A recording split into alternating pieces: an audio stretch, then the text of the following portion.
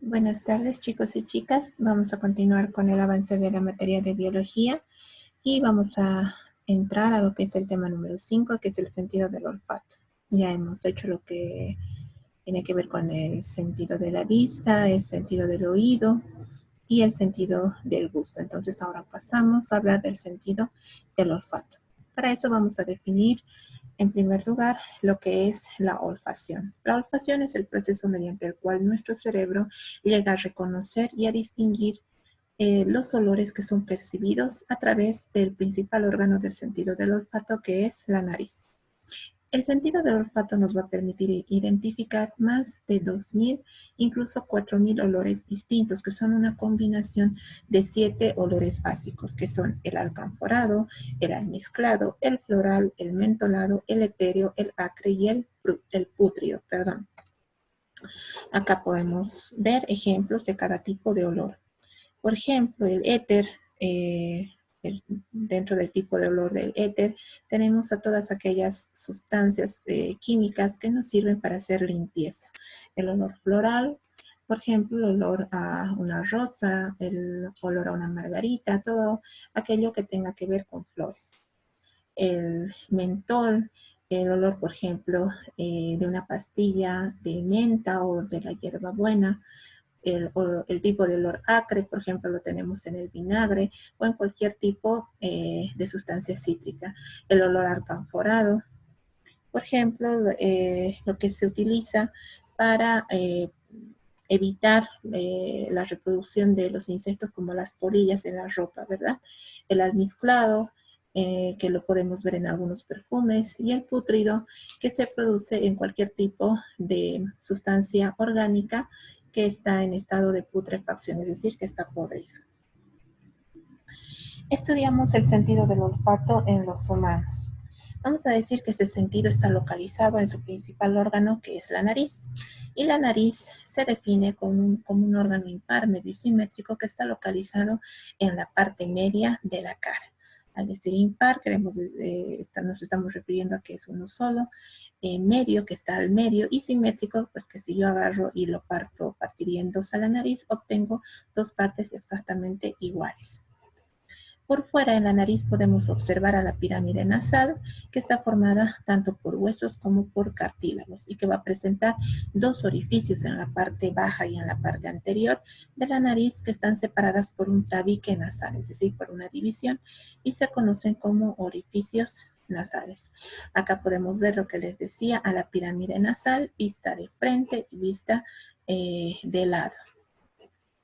La pirámide nasal está formada por una parte ósea, que vienen a ser los huesos propios de la nariz, y una parte cartilaginosa, que está formado por una reunión de varios cartílagos que forman la parte más baja de la nariz. Acá en la parte inferior y anterior de esta pirámide nasal encontramos dos orificios, que son los orificios nasales o orificios nasales inferiores, que comunican a todo lo que es el órgano de la nariz con el exterior. O sea, hacia adelante se abre la nariz en dos orificios, que son los orificios nasales. Y esto de lado, fíjense, tiene la forma justamente de lo que dice su nombre, ¿verdad? Una pirámide con el vértice y la base, vértice superior y base inferior. Por dentro de la nariz encontramos a las fosas nasales, que son dos cavidades que están separadas una de la otra por un tabique o una división. Y este tabique, si nosotros podemos ver por dentro de la nariz, vamos a ver que está formado de la misma estructura de la pirámide nasal, es decir, está formado por hueso y también por cartílago. Las fosas nasales, esas dos cavidades, una derecha y una izquierda, separadas por el tabique, se comunican por el exterior a través de los orificios nasales, a través de lo que hemos dicho de estos pequeños orificios nasales. Pero por detrás se van a comunicar con otra parte muy importante del aparato respiratorio y del digestivo, que es la faringe, a través también de unos pequeños orificios que se denominan coanas. Entonces, en general, las fosas nasales tienen 4 orificios, 2 que se encuentran hacia adelante y 2 que se encuentran hacia atrás. Los de adelante son los orificios nasales que comunican estas fosas nasales con el exterior y los de atrás son las coanas que comunican estas fosas nasales con la faringe. Estas cavidades, vamos a ver que están tapizadas por una mucosa que ustedes conocen bien, que es la mucosa pituitaria, ¿verdad? Que recubre a manera de pintura todas estas dos cavidades de las fosas nasales. Y en la pituitaria nosotros tenemos dos regiones que no se tienen que olvidar porque son bien importantes. Tenemos por un lado la pituitaria amarilla y por otro la pituitaria roja. En su nombre ya nos puede decir su apariencia. La pituitaria amarilla tiene un color amarillo y está formada por tejido nervioso o sensitivo. Por eso es el color. ¿Ya? La pituitaria amarilla, entonces repito, tiene color amarillo y está formada por tejido nervioso de tipo sensitivo, es decir, que puede percibir cualquier tipo de sensación o estímulo. Y ocupa la parte superior de las fosas nasales, ya vamos a ver en una imagen. Y su función es la percepción de los olores, ya que en ella se encuentran las células olfatorias o neuronas. Al ser tejido sensitivo nervioso, aloja entonces y está formado por células nerviosas o neuronas que tienen un nombre especial que se llaman células olfatorias, que son las encargadas justamente de percibir todos estos olores que ingresan a la nariz. Por otro lado tenemos a la pituitaria roja, que como su nombre lo indica, pues tiene un color rojo. ¿Por qué? Porque está formada por tejido bastante vascularizado, es decir, que tiene muchas venas, muchas arterias que llegan a esta pituitaria. Es por eso que se ve de un color más rojizo, más rojo. Y ocupa la parte inferior de las fosas nasales, está a la entrada de las fosas nasales, la pituitaria roja. Y su función principal es calentar el aire que respiramos. Acá podemos ver a las dos fosas nasales que han sido cortadas, ¿verdad? Es una vista lateral. Fíjense, aquí está la pirámide nasal por fuera y aquí tenemos a las aberturas nasales inferiores, ¿verdad? Por donde se comunican las fosas nasales con el exterior. Por detrás tenemos a las coanas, este nivel más o menos que se comunican con la faringe. Entonces, fíjense que las cavidades de las fosas nasales están comunicadas hacia el exterior a través de los orificios nasales y con la faringe a través de unos orificios, que este orificio de acá que se llama coana.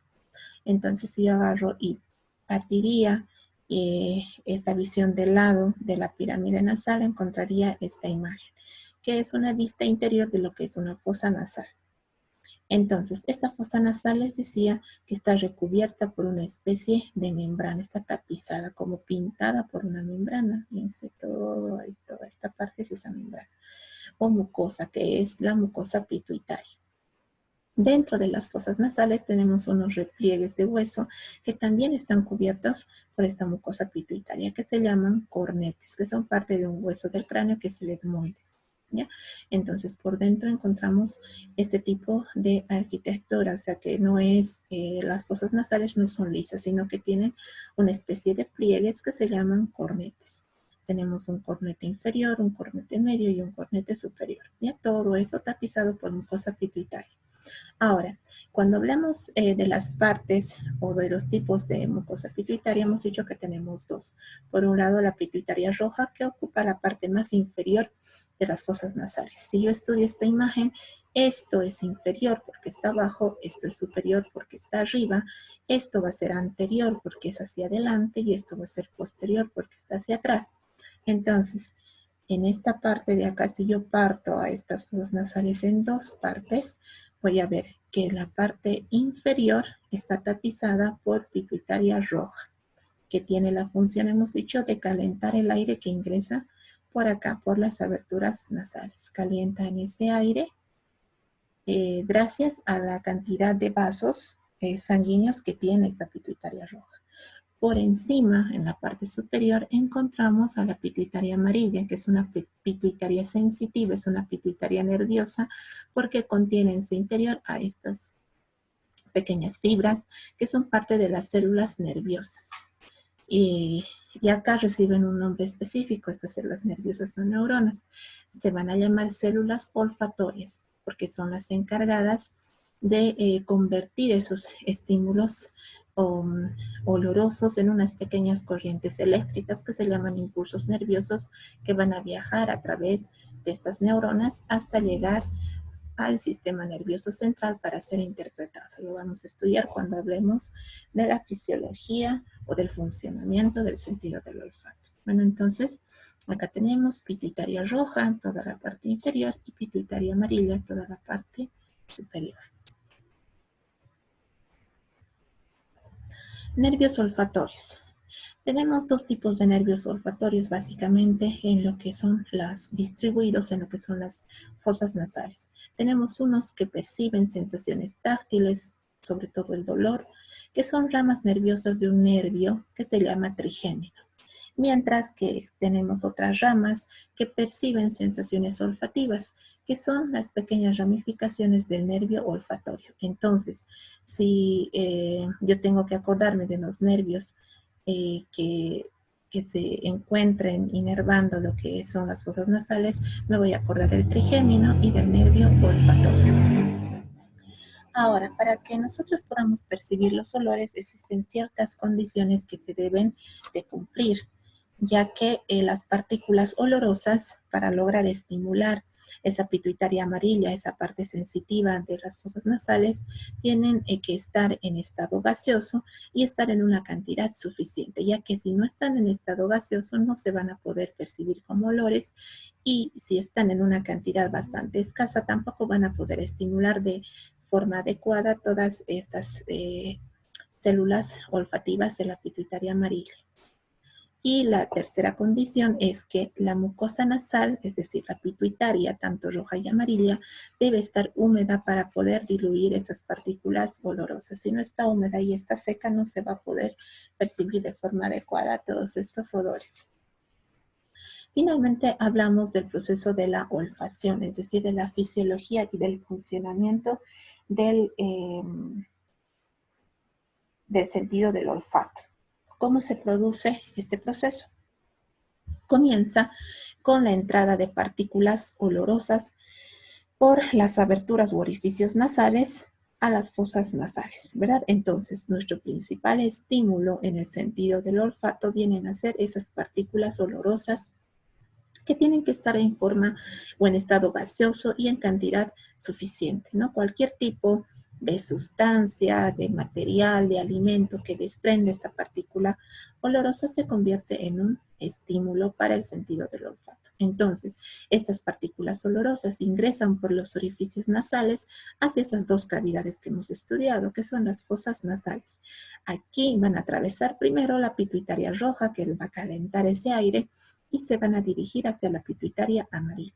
En la pituitaria amarilla se produce el proceso más importante. ¿Por qué? Porque acá hemos dicho que se encuentran esas células nerviosas o neuronas que reciben el nombre de células olfativas, que tienen la función de convertir el estímulo, es decir, de convertir estas partículas olorosas en impulsos nerviosos. Acuérdense que siempre en todo órgano sensitivo tiene que haber un lugar donde los estímulos son convertidos en impulso nervioso. Hemos estudiado, por ejemplo, en la vista, hemos dicho que ese lugar es que en el sentido de la vista, el lugar encargado de convertir los estímulos en impulsos nerviosos es el órgano de Corti, ¿verdad? En el sentido del gusto son las papilas gustativas que contienen en su interior las células gustativas, que son las que convierten también el estímulo del sabor en un impulso nervioso. Entonces, siempre tiene que haber una conversión del estímulo en impulso nervioso, porque este impulso nervioso es el único que se puede transmitir a través del sistema nervioso central. Es como una pequeña corriente eléctrica que viaja a través de las neuronas. ¿Ya? Entonces, todo estímulo tiene que convertirse en impulso nervioso siempre. Y eso, en caso del sentido del olfato, ocurre a nivel de la pituitaria amarilla, más específicamente a nivel de sus células olfativas o neuronas olfativas. Luego, ¿qué es lo que sucede? Estos impulsos nerviosos, ya convertidos, estos impulsos nerviosos, pasan a un pequeño órgano que es parte de este sistema nervioso sensitivo, llamado bulbo olfatorio, que les voy a mostrar enseguida. Del bulbo olfatorio parte o nace lo que es el nervio olfatorio, y este va a ser el encargado de llevar estos impulsos nerviosos hacia el cerebro. ¿Qué parte específica del cerebro? El lóbulo temporal. Acuérdense que en el lóbulo temporal también terminan todo lo que son los estímulos sonoros, ¿verdad? Que han sido convertidos en impulsos nerviosos. También a este nivel, entonces, en el lóbulo temporal terminan todos estos impulsos nerviosos provenientes del sentido del olfato. Acá en el lóbulo temporal del cerebro se va a producir esa percepción olorosa. Se va a distinguir, nuestro cerebro va a distinguir que ese impulso nervioso pues es un olor y lo va a identificar. Va a decir pues es un olor floral, es un olor alcanforado, es un olor pútrido y demás, dependiendo de lo que nosotros estemos oliendo. Acá podemos ver lo que les acabo de decir. Fíjense que el estímulo oloroso, en este caso es el olor de una flor, un olor floral, ingresa a través de estos orificios nasales por dentro a las fosas nasales, esas cavidades. Recorre lo que es la pituitaria roja primero, llega a la pituitaria amarilla, y aquí en la pituitaria amarilla, fíjense, están estas células, que son las células olfativas. Estas células olfativas transmiten, mejor dicho, transforman este estímulo oloroso en impulso nervioso. Y este impulso nervioso viaja y llega aquí, a este pequeño órgano que está en color verde, que se llama bulbo olfatorio. Y de este bulbo olfatorio, en la parte posterior, en su colita, pues van a nacer lo que es el nervio olfatorio, que va a llegar hasta el cerebro. ¿Qué parte del cerebro? El lóbulo temporal. Acá tenemos lo mismo. Fíjense, ingresa el olor, atraviesa la pituitaria roja, la pituitaria amarilla, se convierte en impulso nervioso. Gracias a las terminaciones nerviosas de las células olfativas, llega al bulbo olfatorio, pasa al nervio olfatorio y este lo lleva al cerebro, al lóbulo temporal del cerebro, que es el que interpreta esa sensación como olor. Hemos hablado de lo normal, ¿verdad? Eso es lo que pasa normalmente, lo que tiene que pasar en una persona sana, que tenga un sentido del olfato sano.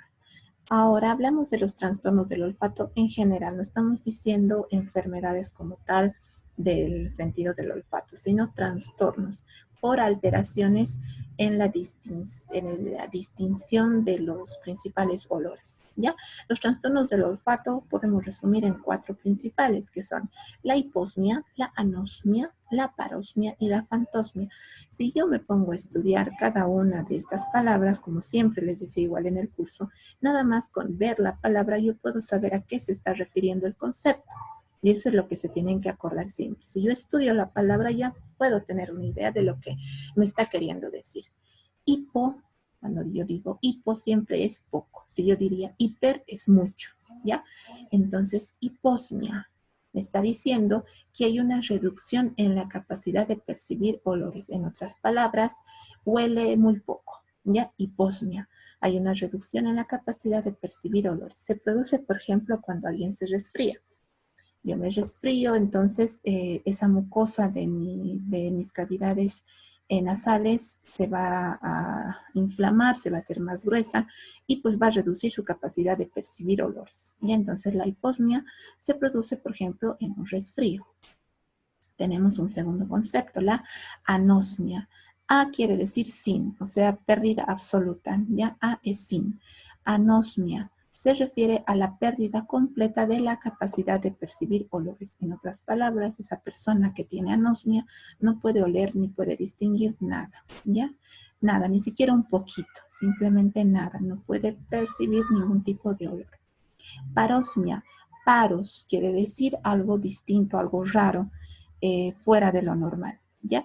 La parosmia es la percepción distorsionada de olores, que quiere decir que hay una confusión en distinguir olores. Por ejemplo, yo ya sé que una flor, pues una rosa tiene ese olor floral característico, ¿verdad? Yo me conozco ya el olor de una rosa, pero puede ser que por tomar algún medicamento, por haber sufrido un golpe, por haber tenido alguna enfermedad, cuando yo quiera volver a oler esa rosa, en vez de oler ese olor característico que yo recuerdo, que yo recordaba, pues me va a oler algo distinto. Me puede oler, por ejemplo, algo pútrido, algo feo, o me puede oler a un olor mentolado. ¿Qué estoy haciendo? Estoy teniendo una percepción distorsionada de un olor que yo ya conocía. Eso es la parosmia. Fantosmia viene de fantasma, es un olor fantasma en otras palabras. Es una sensación de percibir un olor que no existe o que no está. Por ejemplo, esto a veces se produce en las mujeres que están embarazadas, ¿verdad?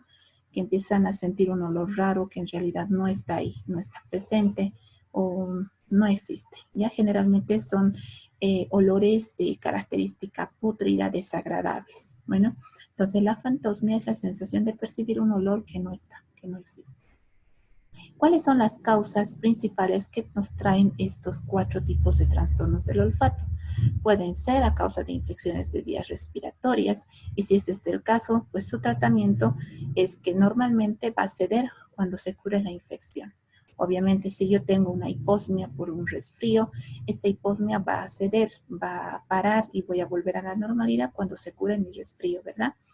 ¿Qué otras causas? Pólipos en las fosas nasales. Los pólipos son una especie de carnosidades que se forman dentro de esas fosas nasales y al estar en la mucosa pues obstruyen las fosas nasales y perjudican también en percibir esa sensación de olor, ¿ya?